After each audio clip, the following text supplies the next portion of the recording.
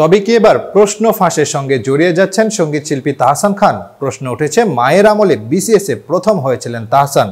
প্রশ্ন ফাঁসের মূল হোতা সৈয়দ আবেদ আলী ছিলেন সঙ্গীত শিল্পী তাহসান খানের মায়ের গাড়ি চালক। ছিল তাদের সঙ্গে ঘনিষ্ঠ সম্পর্ক। শুভজিৎ সরকারের প্রতিবেদনে দেখুন বিস্তারিত। সম্প্রতি দেশে বিসিএস ও বিভিন্ন সরকারি নিয়োগ পরীক্ষায় প্রশ্ন ফাঁসের দায়ে গাড়ি চালক সৈয়দ আবেদ আলী সহ 17 জনকে গ্রেফতারের পর থেকে আসতে থাকে এই চক্রের ভয়ঙ্কর সব তথ্য। এর মাঝেই প্রশ্ন ফাঁস কাণ্ডে এবার উঠে আসছে জনপ্রিয় অভিনেতা ও সঙ্গীত শিল্পী তাহসান খানের নাম।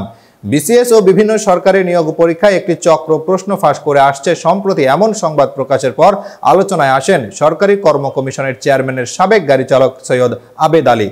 জানা গেছে, সঙ্গীত শিল্পী তাহসান খানের মা ডক্টর জিনাতুন নেসা তাহমিদা বেগম যখন পিএসসির চেয়ারম্যান ছিলেন তখন তার গাড়ি চালক ছিলেন আবেদ আলী। গতকাল মঙ্গলবার পিএসসির সাবেক চেয়ারম্যান ডক্টর মোহাম্মদ সাদিক এ তথ্য নিশ্চিত করেছেন।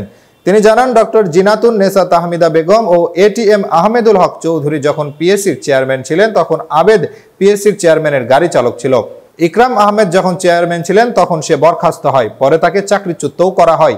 জানা গেছে, প্রফেসর ডক্টর জিনাতুন নেসা তাহমিদা বেগম যখন পিএসসির চেয়ারম্যান ছিলেন ততদিনে সৈয়দ আবেদ আলী প্রমোশন লাভ করে পিএসসির চেয়ারম্যানের ব্যক্তিগত গাড়ি চালক হন। সে সময় থেকেই মূলত সৈয়দ আবেদ আলী প্রশ্ন ফাঁস চক্রে জড়িয়ে পড়েন। এরপর দীর্ঘ সময় ধরে তিনি একটি চক্রের সঙ্গে প্রশ্ন ফাঁস করে আসছিলেন। তবে ওই সময়ে তিনি ধরাছোঁয়ার বাইরেই ছিলেন।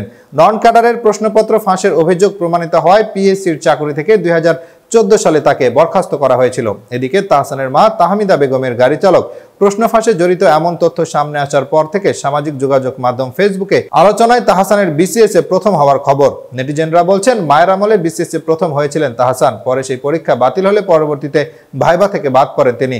প্রসঙ্গত, প্রফেসর ডক্টর জিনাতুন নেসা তাহমিদা বেগম ছিলেন দেশের অন্যতম প্রধান সাংবিধানিক প্রতিষ্ঠান সরকারি কর্ম কমিশন পিএসসি এর জন্য নিয়োগপ্রাপ্ত 8ম চেয়ারম্যান।